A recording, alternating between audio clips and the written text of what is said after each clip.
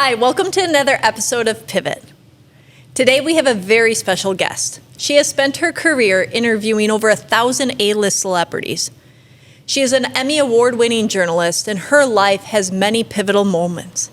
Stories that she's going to share with us today that forced her to have resilience and a strong mindset to navigate through some challenges in her life and joyous times.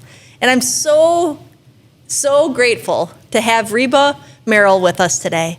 Thank you so much for joining. This is my pleasure, believe me. Well, you are a legend, and to be able to interview somebody that's a legend, I hope that, I can grow up to be like you one day. Great. Everybody wants to be old. Isn't it amazing? Well, we all are gonna be old one day, right? Yes, I'm living it. But you look great. You look fabulous, and you just had a birthday, and you were looking amazing. Thank you. And, so I was doing a little research and learning about you and your story from you were 25, newly divorced with 2 children, and you went and embarked on a journey to become a television host. Can you start out talking to me about that and how that even happened? And it really started 20 years before, when I was 5. Okay, so let's hear the 5-year-old. I always wanted to be a performer. Okay. And we had a talent show in our neighborhood. And I stood up there and I sang. I even know what I sang. What did you sing? A tisket, a tasket. Oh, okay. My shiny little basket. And I loved it. I loved the sound of applause. But I have to be honest. Can't carry a tune. Me neither. I'm tone deaf. I don't know. If I try to sing, I'll sing in the shower or I'll sing to my dogs, but no. Took tap dancing lessons, can't dance. In the 6th grade, we did a play, don't ask me why, and it was for the United Nations, and I became Miss World. I said, this is it. This is what I want to do. I am going to be an actress. So all through school, I did the school plays, and I took acting lessons, and I did we used to do television about teenagers and their problems, which is a joke, because compared to watching my 13-year-old granddaughter, we didn't have any problems. And so always in my mind was this dream that I would be an actress. Okay. Never realizing that the era I grew up in, there were no options for me to be anything unless I break the rules. And the interesting thing about growing up in the 50s is that we had rules. And the biggest rule is you have to be a nice girl and you get married. Of course, they didn't tell you that this nice girl's husband's going to walk out on her. I married into a wealthy family. I lived a country club lifestyle, and there was not one law to protect me when he decides that he doesn't want to be married. So I went from the big house, the au pair, the country club, to the wrong side of the tracks in a basement apartment with a 3-year-old and a 5-year-old. Oh, wow. Never worked in my life. Went from my parents' home to marriage, and I had to start life over. Wow. But, sharing with me that you had at 5 and 6 and feeling that spark and knowing that you wanted to be a performer, even though you had the country club lifestyle and you didn't have to worry and you had the big house, was there a part of you that felt unfulfilled? Actually, no. I didn't know any better, but I also did a couple of commercials. Okay. I was the face of Continental Airlines, the owner of the airline. It was a regional airline. He lived in Denver, where I was living, and he wanted his commercials done in Denver, and they came from New York. And it wasn't until I saw the television show Mad Men that I thought I was living it, because they all made passes at me. Okay. I mean, they thought that the check came with extra benefits. It didn't. So I got out of television, but I did have a taste of it, and I did like it.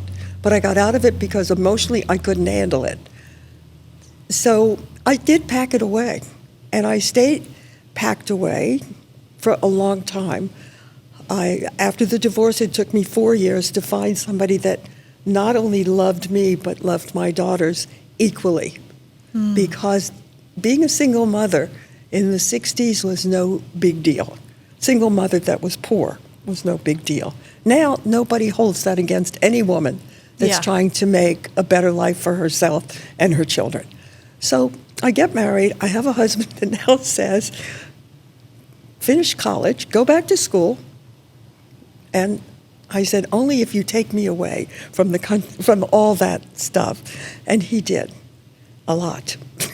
And were you still living in Denver at the time? He met me in Denver, and our son was born in Denver. And then we moved to Sacramento, and then we moved to Washington, D.C., and then we moved to London, England. Then we moved back to L.A., then we moved to Phoenix. Okay, so you were like globetrotting. So what that did is it stopped me actually from having a career, because we never lived any place for a long time.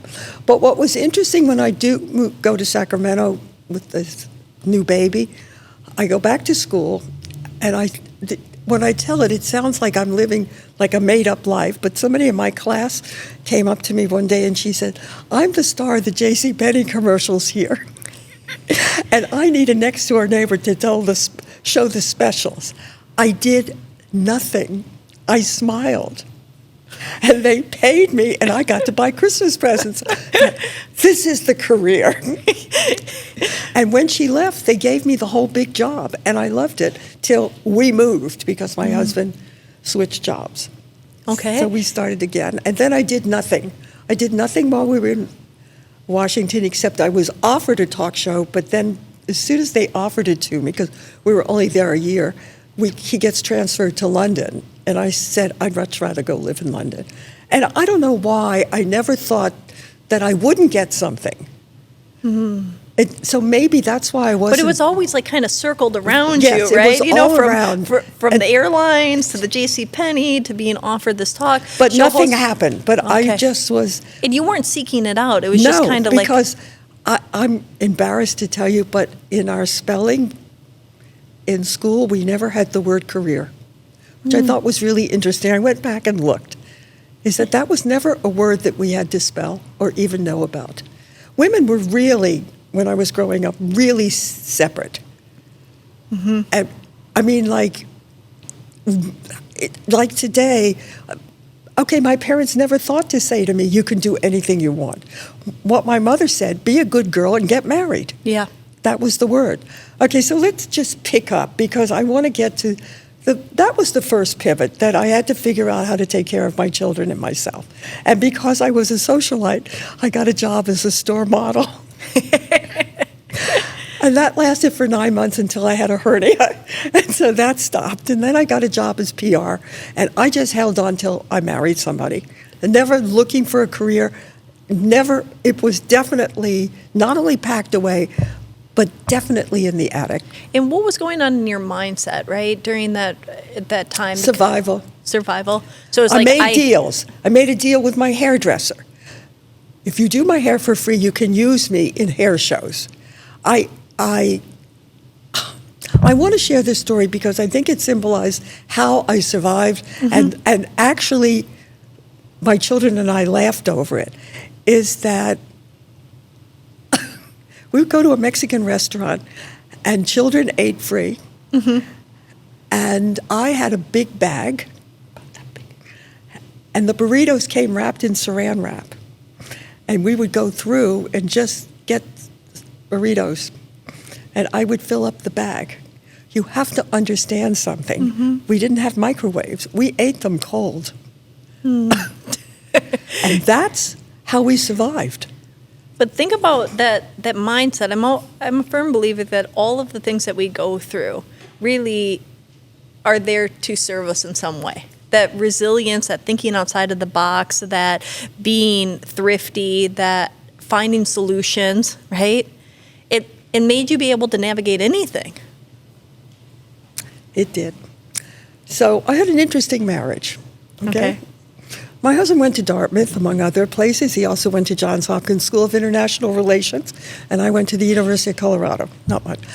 But he wanted to go to his reunion, and I make a deal. And I say, okay, I'll go to the reunion if you would let me spend a week in New York. I'm going past the television show that I did, and maybe I shouldn't, but my first opportunity to work in television was in 1974. It was an ABC station. I went to see him for 9 to 10 months, and he hired me for 4 weeks at $25 a show, and it was on once a week at 2 o'clock, and it was called Reba. Okay. I never knew why he hired me until he finally told me the National Organization for Women were going to picket because they had not one woman on the air. So for $25, I start my career. Oh, my God. And the first person I interview, I said to him, Mr. Liddell, Francoise Gillot's in town for her art exhibit, but she's going to be gone by the time the show goes up. So can we record it? And he said yes. And the first question I asked, you have slept with two of the most famous men of the 20th century. You're French. Are you good in the kitchen? Now, I had read her book, so I knew the answer, and I knew it was safe. And she goes, oh, don't be silly. I was good in another room. She was Picasso's mistress and gave him 2 children. And at the time that I interviewed her, she was married to Dr. Jonas Salk. See? Wow. He watched that. And he said to me, maybe you should stay 8 weeks. And I stayed a little over 2 years. And I learned on their $25, because I never got more than $25, even though I did a 5-day-a-week show for $125, but it was $25 a show. Okay. I didn't care. I was living my dream, I thought, until I get an offer from a bigger show. And this was CBS in San Diego. And this was the morning show. It was called Sun Up, and it was my dream. I'm 41 years old. I'm going to say the age because if I tell you what happened, you have to know what I was feeling. I beat out all the beautiful young women from college that are out of college. And I loved it. And so now you and your family, that you moved to San Diego to take this show. No, I left my family. Okay. Well, I had an idea. At that point, my older children were grown up. My son was 11. He went through Mother doing a morning talk show, and he survived that in Phoenix. And I decided that it was about time my husband became a more involved father. Like he could carpool. I had done everything because I did a morning show. I could take and carpool. I could make dinner. Nothing changed in the house. Even though you were doing 5 days a week doing these shows, It's like- you still had all of the other responsibilities exactly. too. Ooh. So I decided that this was going to be great for the father and son. And it did work. I'm not going to say that it didn't. And on top of that, my husband learned to fly a plane, and he and my son would come out every other week. And there is something to say for marriages that you don't see each other. It's very good. It's very good. Okay, so the thing is, I'm doing the show. I'm loving it. I mean, and I said, oh my God, to do a local show, they let you age. Because I've seen all the local shows. It's not what they do on the network, but in San Diego, I was big stuff. And they liked me, and the women liked me. And so I wasn't exactly prepared that I was approaching 45, and they let me go. But they also let my co-host go. Okay. Okay. And he was Mr. San Diego. So it was a big change in the show. But they replaced him with a man of his age. And they replaced me with a 22-year-old. Oh, wow. And it was hard. And did they say specifically that they were letting you go? They couldn't say the word because it would have opened the door to a lawsuit. But we have to be honest, if they had replaced it with a woman of 40, been 35, but to go to 22, which is... So I couldn't get any offers. I did get rejections. Hurts. And so I accepted a cable show in town from Cox Broadcasting, which is a big network, a big cable network. And I did 5 shows a day. It's very easy. The adrenaline pumps, you knock them off. And this is the show I end up winning an Emmy for against my old show. You know, this is also something to highlight, is sometimes we think that one of the worst things that might happen to us ends up being an opening up for a bigger, more amazing gift, right? So you get let go of you love the show, you love the Sun Up show in San Diego, it's the time of your life, you have great co-hosts, and then... Oh, no. Well, I didn't have a great co-host. Oh, okay, so you didn't like I just had one. Okay. Actually, he was the model for Ron Burgundy in the show, in the TV movies, in the movies. Really? Mr. Polyester. Yes, go ahead. Okay, so, but then, devastated, trying to get another opportunity, another show to be on, and then the one that you end up on is the one that you win an Emmy for. Yes, but like life, I had decided to do this show without movie stars, without famous people. Way before Oprah did this, I discovered that people facing problems and resolving them were fascinating. Mm-hmm. I also know that using television to teach subtly a lesson without ramming it down anybody's throat was powerful. And so I started having people on, and in one particular week, I had, because one particular week was one day, I had women that had 10 doctors and were living off of all those pills. They were addicts, but they were rich. They didn't hook, they didn't steal, they didn't have to, but they sure knew how to play, how to get the drugs. Then I had women that were alcoholics who never drank if it was a carb-full day, never touched alcohol until their children were in, and then started pouring, and by the time their husband gets home, said, I was just going to make a drink. But they had been drinking all afternoon. But the killer was that I had lesbians. And I opened it by saying, I'm a woman that likes men. I want you to explain all this to me. I come off the set, and the general manager says, God does not want these women on the air. And I said, I didn't know I had to answer to God. I thought it was the FCC, and he fires me. And 6 weeks later, I win an Emmy, not for those particular shows, but for a show of the Black experience that I did. And he got to keep a copy. I have an Emmy, but he's allowed, because he decided he was the producer of the show, which he wasn't. And he got an Emmy for his office. He never asked me back, and I don't think I would go back. And I had decided I am finished. Nobody wants me. More rejections. I would have settled for the cable show. I would have. They were paying me $50 a show. I didn't care. I was doing something I loved. And now I have nothing. Could get nothing in San Diego. I had a television station, the CBS station, KFMB, did not believe in the people they let go finding public affairs or doing something, but they didn't. And we only had like 4 shows at the 4 stations. And where was your mindset at that point, in your emotions? I was on the floor. Yeah.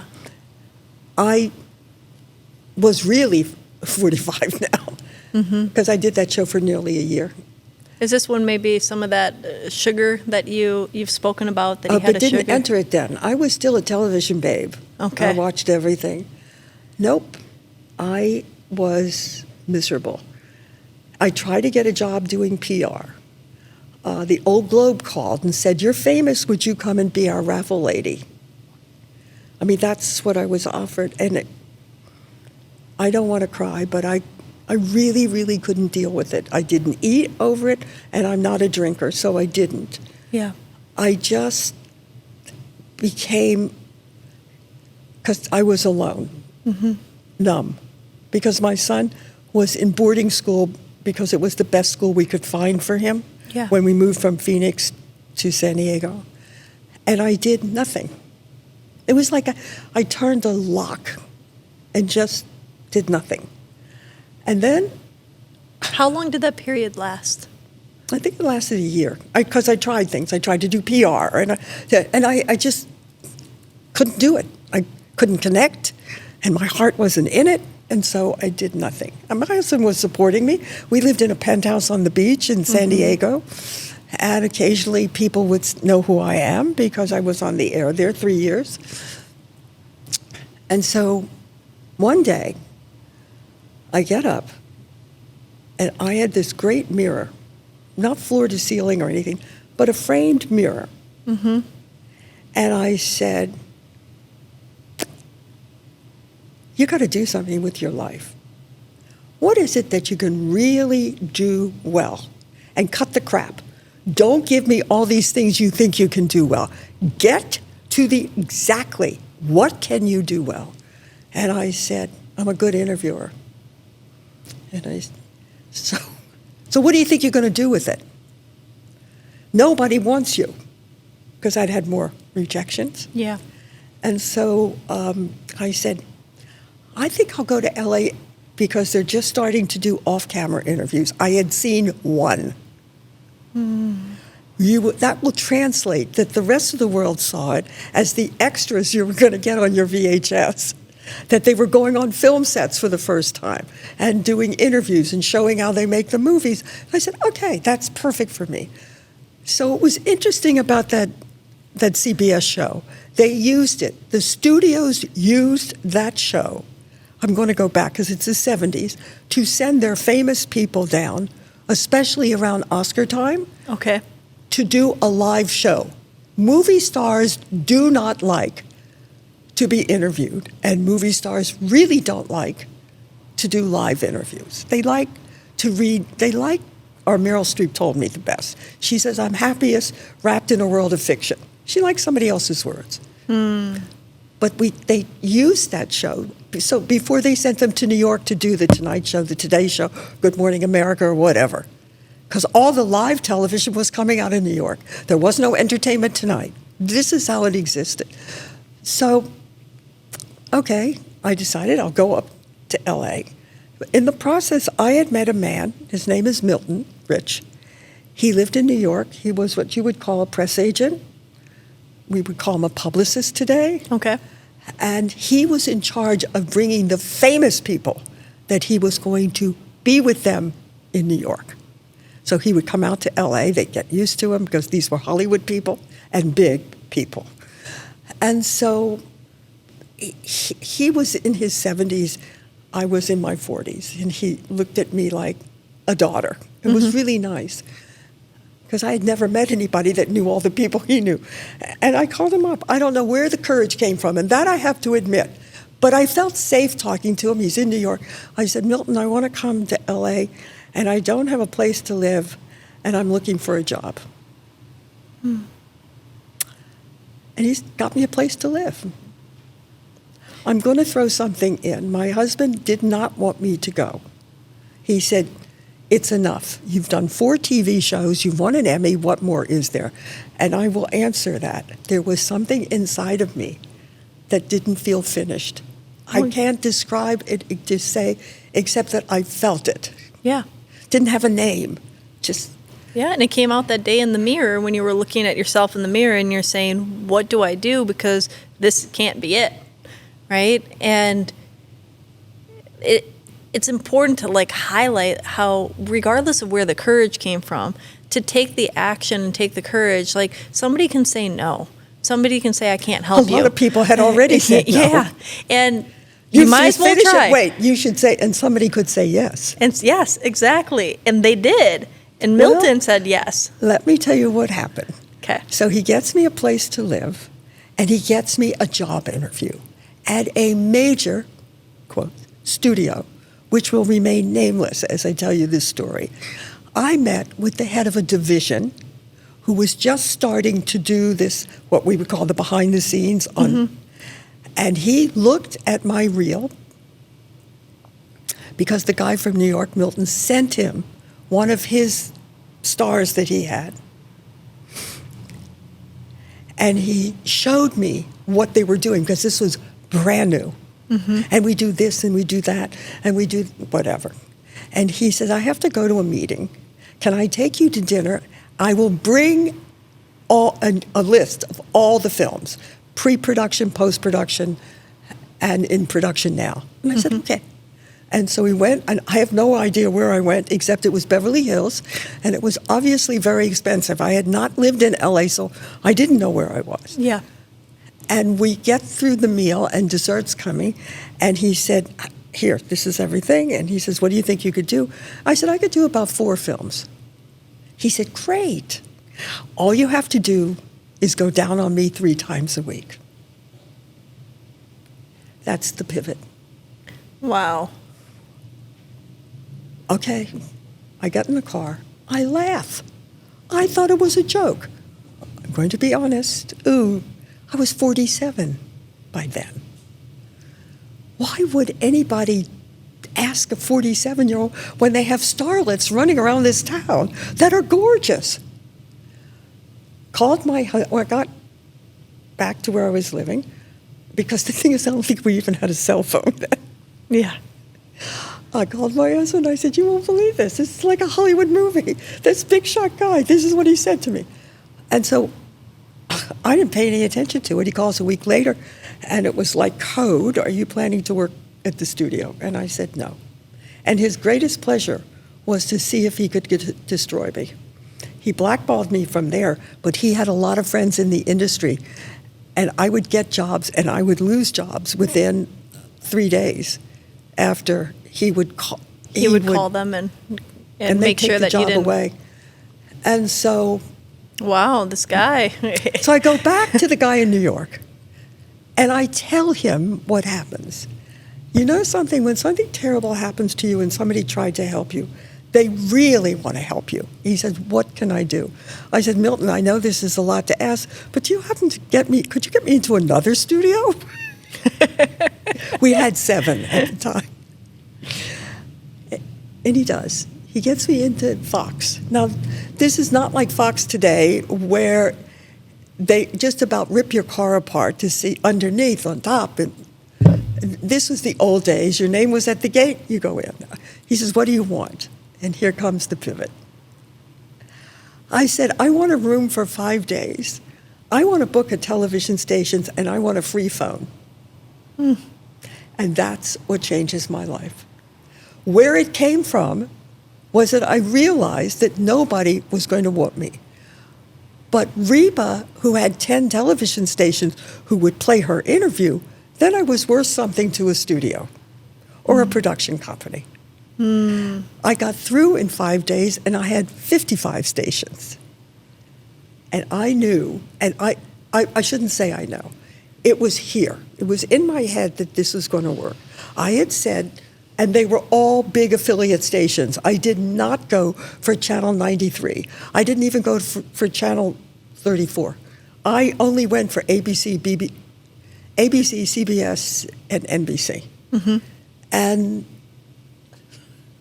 they all committed to running what I didn't have. But I had said, would you take cam material from Hollywood? If they said yes, I said, I will be your producer. Tell me what you want.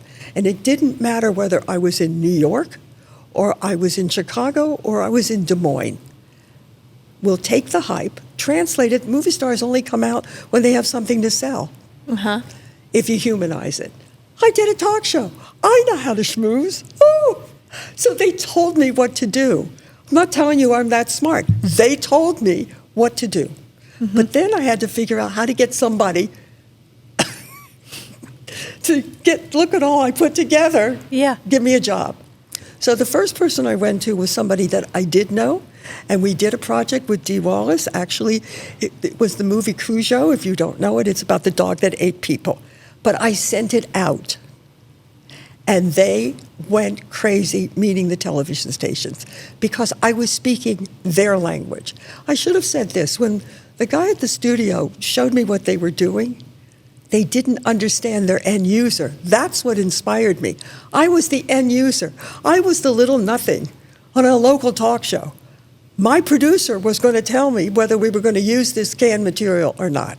And if you think making something that looks like a commercial and expecting a local producer, even though they're in Des Moines, To actually want to use it. won't use it because it makes them look like they're prostituting their show. Yeah. So I knew that that was my secret.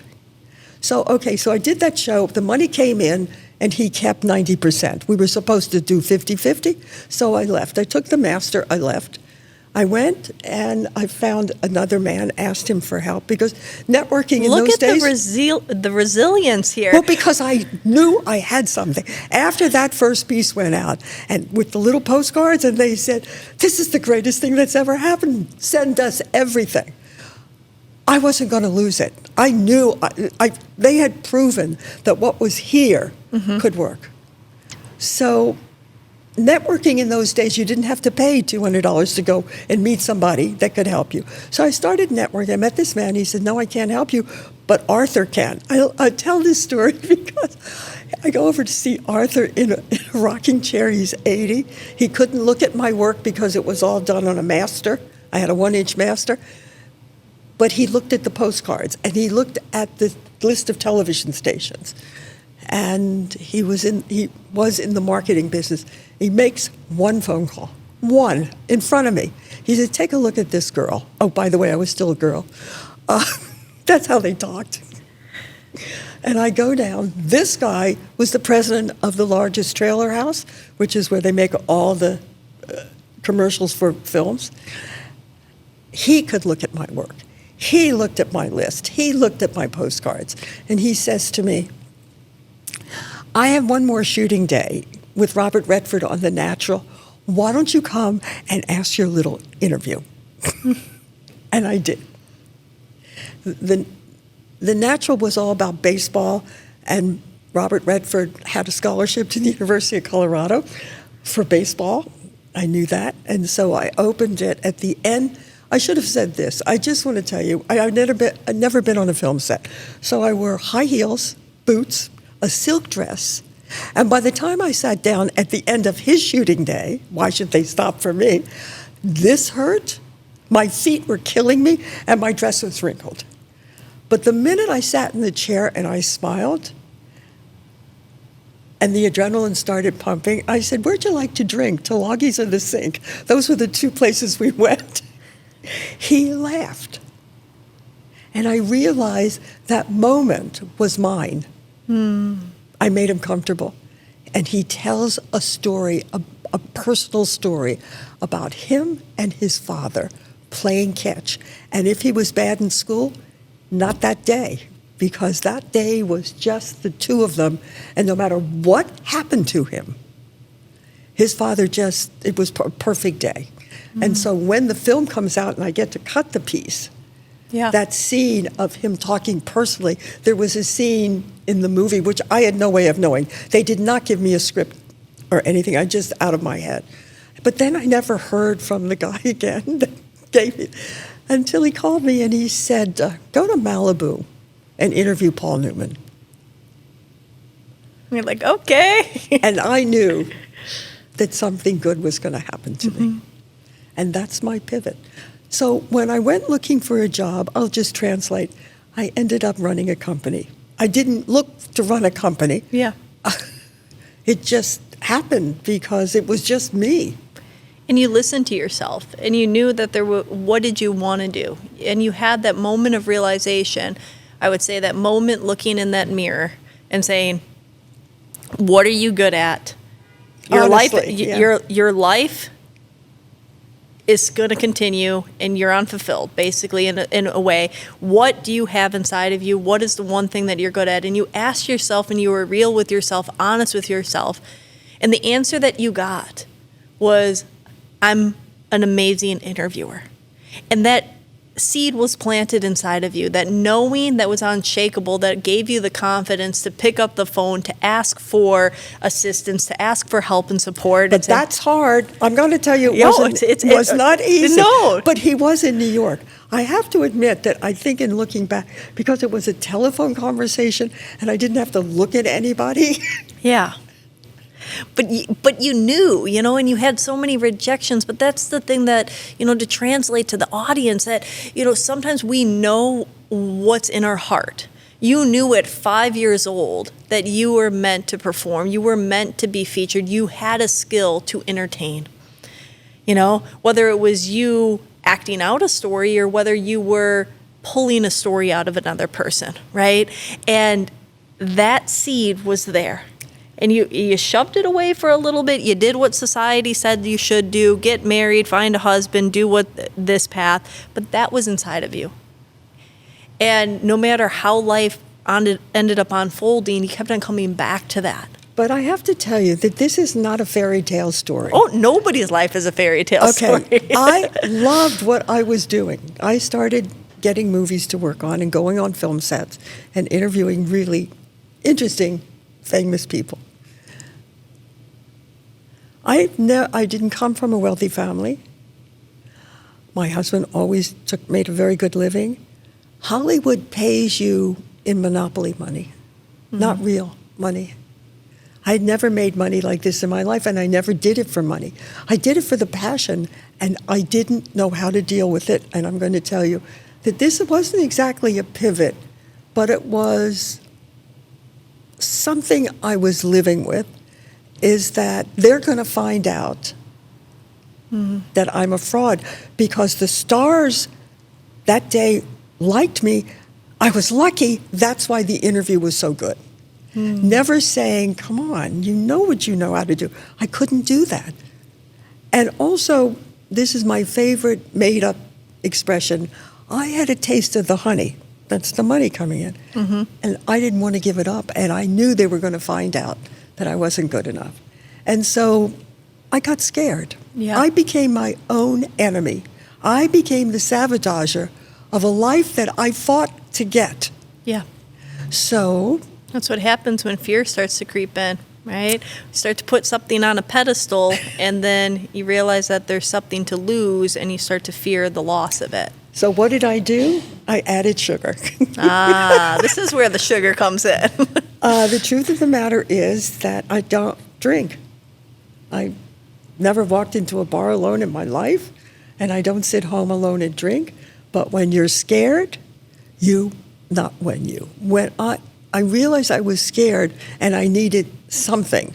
I didn't know the backstory of what the sugar was doing, and it was only one piece of candy after dinner until it became a whole bag of candy. Yeah. Every day. And sugar can be extremely addictive. I don't know if you know this, but it's on a molecular level, sugar is one molecule different than heroin. That's right. And here she is, the queen. I wrote about it in my book called Secret Lies in Hollywood, which just came out on Amazon. Check down here for a link for her book. It was really that I felt it held me hostage, that I couldn't break out of the mold, that I couldn't stop. There's a lot of pictures of me, and you see how heavy I am. I mean, this is me today. I want to tell you how I changed, and whether it's a pivot or not, you'll have to decide. Okay. I got a film in the jungles of Brazil from Helsinki. Okay. I don't know how they heard about me, but they did. Because the star of the film was this biggest star in Helsinki. And of course, I didn't know who he was. And I go to the jungles of Brazil, and I always, when we were shooting outside of the United States, I always took my husband, put him in the crew, made him hold the white sheet. Didn't matter, just put him in the crew. And they built a village because the story was about mining diamonds, and this real village mined the diamonds. The real mined the diamonds. No road to get in. We came in on the stunt plane. which had bullets on the side. And we flew over the smoke coming out of what they were burning below us as they were trying to destroy all these natural wonders. Oh, wow. We get there, and I had to, even though my husband and I had a tent together, I had to take showers with my boss, who was the unit's publicist on the film, even though I could have had a husband. So women had to do their showers, and I, 209 pounds, and she's slender. And I said, "Oh, God, you look so good." She said, "I go to Hal." And I said, "What's that?" Hal turned out to be honesty, open-mindedness, and willingness, designed by AA, because when they sober them up, they give them a cake. So what are they doing? Yeah. They're taking away one sugar, addiction to giving another. them another. But they devised, unlike AA, a different way to deal with food. And for a smart lady who was successful, I didn't know how to deal with food. I didn't know what a measurement was. If you go and look at a restaurant in America, the food covers the plate. Yeah. That's not what we should be eating. I did it for 30 years. I have kept the weight off because it's ingrained in me. And the only reason I stopped is that I got cancer in my leg right after my husband died. And between the two of them together, I just stopped going. Gotcha. But I never stopped living it. Mm-hmm. And I'm still living it. I Yeah. know what I can eat and I know what I can't eat. I just don't weigh and measure my food anymore because I do know it's amazing after God knows how many years. You start to learn, like, you know, Yes, what like a portion looks like. Yeah, but that I do think that that's a pivot. See, pivots can happen in these long, drawn-out periods of times, and sometimes they can happen in a moment of wisdom or something that sits and resonates with you. But don't wait. I don't want you to call it wisdom. I actually was desperate. I did not like. But the wisdom came from that woman Yes. that said, "I do this program. It's called How," and that stuck with you. And he said, Wait, she even found me a meeting. Okay, so then she took it even a step further. Okay. But it resonated with you. There was a part of you that said, maybe I want to go and check this out, or what she has, or how she's, describing it. And so that was the moment. It's like sometimes somebody will say one sentence to you and you can't get it out of your head.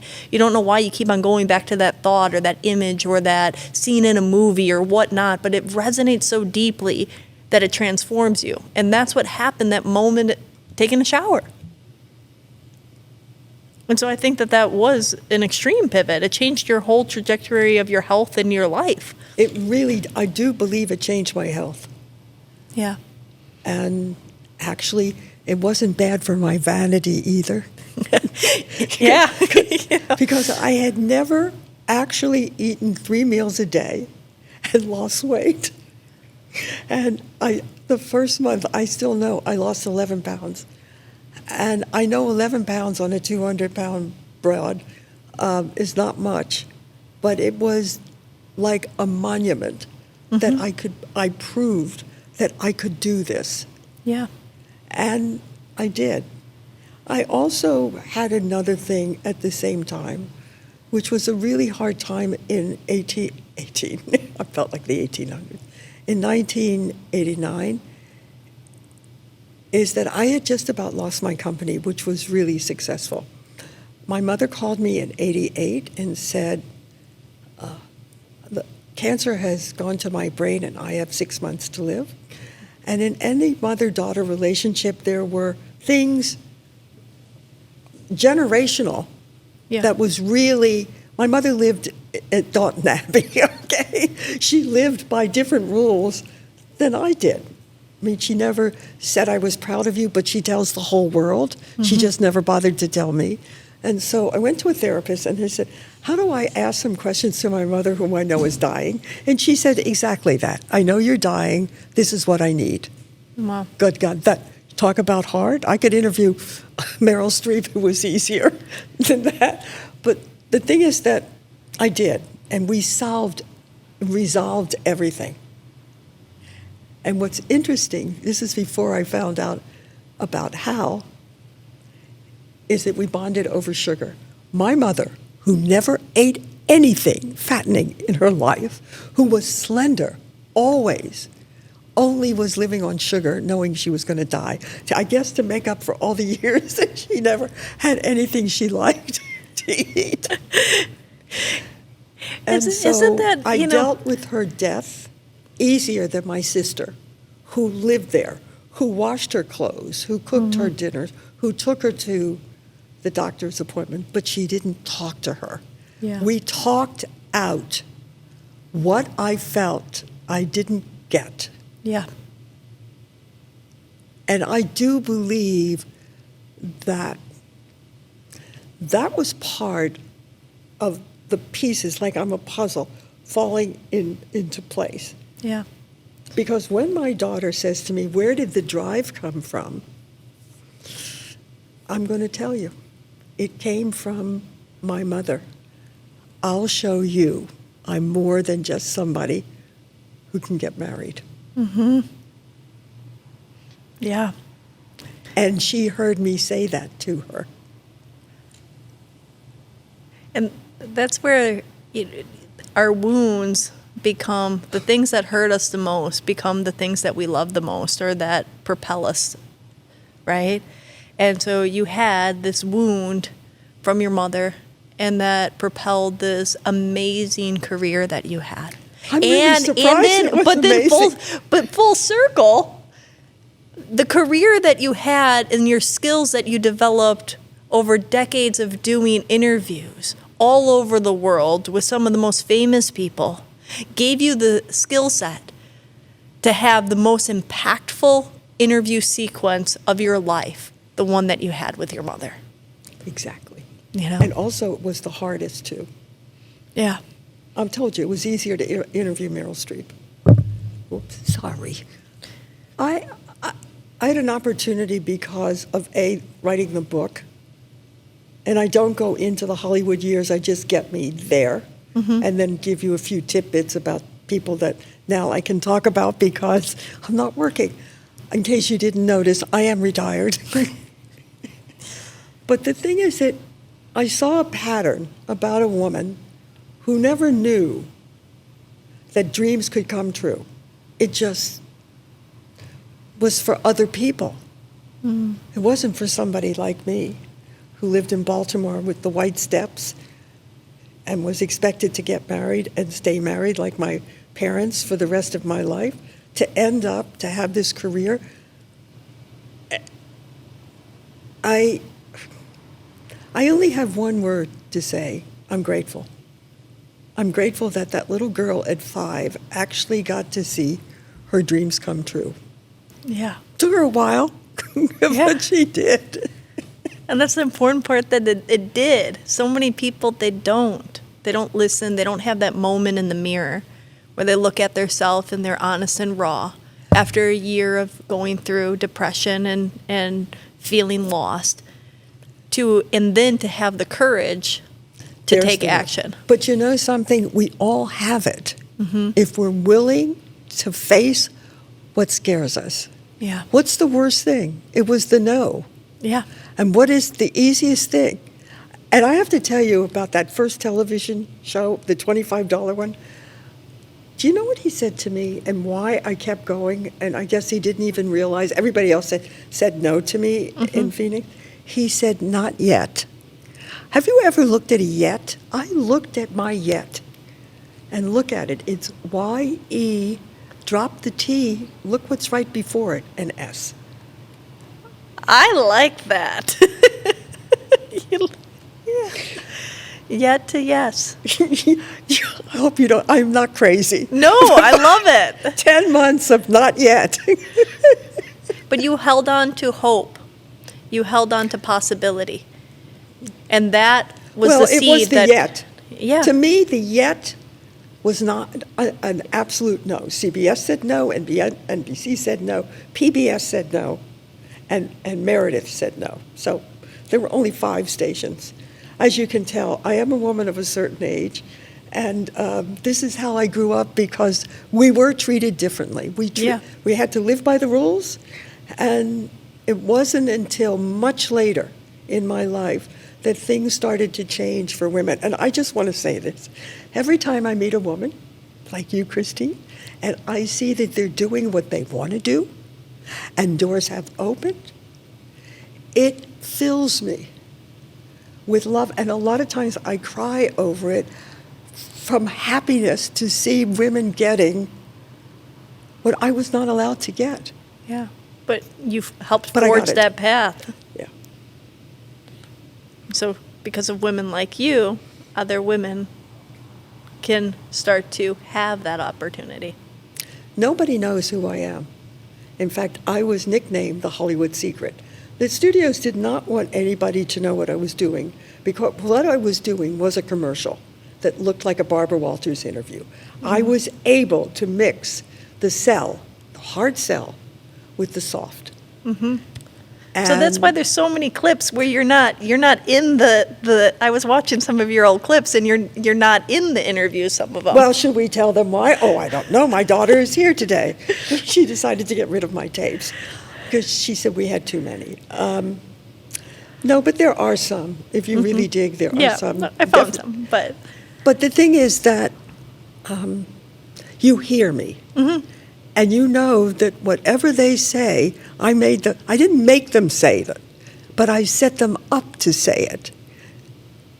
And the answer is a lot more interesting than the question. And the answer is a lot more interesting than who's asking it. So you can do all those off-camera interviews just knowing that I'm getting paid for every time I open my mouth. yes. And it fulfilled you. Oh, you know something? I keep hearing it from people all over the place, is that when you do something you love, you don't feel like you're working, and it was true. I loved it. Even if it's 2:00 in the morning, don't have the star of the film, and I'm watching my budget run out, I still loved it. Even when I had a co-host who was not nice to me, who intercepted all the phone calls from the audience, that the audience thought I was a snob and a nasty lady, until I got a call once and she said, "Who the hell do you think you are?" I had no idea that I was being asked to go to their luncheons. I was a celebrity and talk for a few minutes about whatever. I made it work because I wanted it. That he hurt me emotionally, I wouldn't let him know. So it was starting to build up that there was a strength coming. Hollywood did help me to get a little thicker skin. I was very thin-skinned when I first came because I had to realize that the studios are not your mother and they're not going to say nice things to you, but they hire you again. That's it. So you stopped seeking the validation and you're like, okay, as long as I get hired for another, Exactly. that's fine. And I ended up with the nicest thing is that when my company, which I thought was over, and I sold my equipment and I got rid of my office, I took a job to go to Russia and work on a film. And then I looked in the trades and I saw that Fox was doing a film. So I called and said, I'm going to be in Moscow. I can shoot behind the scenes. I have a crew. And they said, oh, great. Because I knew I could shoot for free and then sell it to them. Yeah. And then I went up to Arkhangelsk, which is at the top of Russia, and I did this film for no money, just expenses. Because I thought it would look good on my resume, or IMDb. And I come home. This is 1990 in December. Yes, it's very nice being in Russia in December, by the way. Snow was So up cold. It wasn't very cold. The snow was up to here. And I have only done interviews sitting down. I just want to share. My husband met a man, a Russian, who went across Russia in a sled, a dog sled. And he was there when we were shooting. And he says, my wife is more comfortable doing interviews sitting down. Can you get her a tree stump? And he did. I mean, the snow was already up to here, so when I sat down, it was up to here. And I did the interview sitting down, which I I figured that my brain is attached to my behind because I had never done stand-up interview. But the thing is that I'm happy. Yeah. All this stuff, good, bad, whatever. It's all growth. It's all leading you to the next thing, like a dominoes. One just knocks over the next, and the path curves and turns along the way. So that's what I was going to tell you. So what happened is instead of losing my company, there was a red light blinking. And somebody that worked for at Universal said, I'm at Fox International. And I want you to save me because I got this footage with Bette Midler and James Caan called For the Boys. You can't reshoot, but you got to make something like you used to do for me. And I guess I did, because she called me up after. She said, what did you do? And I said, Terry, you approved what I did. Mm-hmm. She said, we got the biggest airplay we have ever gotten internationally. And that was the world that really changed my life, is that I stopped working on film sets and I started only working for international film. It's the same American film, but it's played, my interviews never played in the United States again. And so it was really great because I would just go to a hotel all dressed up like this and with makeup, or they would do my makeup and they would hoof my hair, whatever. And the star was always there waiting for me. Yeah. And I did that for 15 years. And I only had 3 studios: Fox, Disney, and Sony. Wow. And I never had to beg anymore. You just kept busy and busy and busy. Until they fired me. But by then I was 71 and a half. I forgot to tell you, I learned to lie.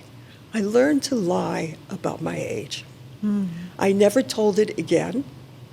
Well, look at what happened to you at 45. I mean, that would have stuck with anybody. Like, here, somebody's replacing you that is half your age, and you're seeing what this entertainment industry is all about. And, I mean, you're interviewing everybody. You're in the culture. You're engulfed in it. It's not a surprise, right? And so, of course, why not? And also, I wanted to, after my husband passed away, I did want to date. So I took 10 years off, and I did date. Why not? But now I can't do that anymore because I really had severe cancer surgery in August, and I'm on borrowed time, and I'm really grateful. And I think I want the world to know that all these stories that came out of my mouth and my mind is from a 91-year-old woman. Oh, I love it. A beautiful, stunning 91-year-old woman. Well, a happy one, a grateful one. Yeah. Do you miss doing the interviews? Yes. Nobody will hire a 91-year-old woman. Well, that's the 91-year-old woman that invented and created her own company because nobody was hiring her. You made it happen. Yeah. And I would love to do it. I would love to do it because the thing is, as you know, it's a skill. People think that if you could talk, you can interview, and that's not true. No. You know it, and I know it. Yeah. Should we keep the secret? Yes, we keep the secret. Well, Reba, this has been such a pleasure, but I want to see if you can share any other wisdom for people that are going through, sometimes when people are tuning in, it's because they're plagued with that moment that maybe you had before you stepped in front of the mirror, where they're lost, they're trying different things, and they're not sure where is their next move, how do they get through, are they going to get through, what's on the other end. And if you could share anything to help during those moments. I think the biggest thing that I learned is that you don't lose face. You don't lose anything when you ask for help. And let me tell you what the outcome of that is that when somebody helps you and you do succeed, they go around and they take all the credit and they feel really good about it, and it's terrific. That was the hardest thing, was to ask for help. That's not looking for a job. That's different. Yeah. Mr. Yet, not yet, that was looking for a job. Bearing my soul and asking for help. Milton, help me get up to LA. Yeah. Okay, I said, I think it was easier because he was on the phone. I never saw him. Yeah. Maybe once he came out to LA the whole time I was there. But it was asking for help after Milton that the wonderful Arthur and Yeah. watching the one phone call. I mean, you can't imagine what it was like to watch a man make a phone call, and at the other end, it changes my life. It's beautiful. So many people, that is, I think that that's some of the most powerful wisdom, to just ask for help. Because you're right, on the other side, like the person that's bragging about it once you do go move forward is, and anybody can check in with themselves right now, like when somebody asks you for help, you actually want to do it. It actually fills you with joy. Right. But yet on the flip side, you don't want to be a burden, and so you fear asking for help. I But never thought about a burden. I'll tell you what it is. But some people It might. made me feel extremely vulnerable to ask for vulnerable. help. Yeah, That so was- whether it's vulnerable or burden, whatever that reason is, or fear of rejection, whatever it may be. But Maybe we should tell them that rejection isn't as bad as you think it is. It hurts for a minute, yeah, but it actually pushes you, whether you're not even aware that it's yeah, like a little pat. yeah. And also, don't forget, I'll show you. That's a really great motivator. It the absolutely blank. is. It absolutely is. Whether you're showing your mom, or you're showing that person, or you're showing that person that rejected you, right? Beautiful. Thank you. Thank you so much for joining today. I loved it. I loved it too. And we're going to put some links to Reba's new book down below, her website, and other places that you can find her. And hopefully she'll start doing some more interviews again soon. Thank you. Until next time.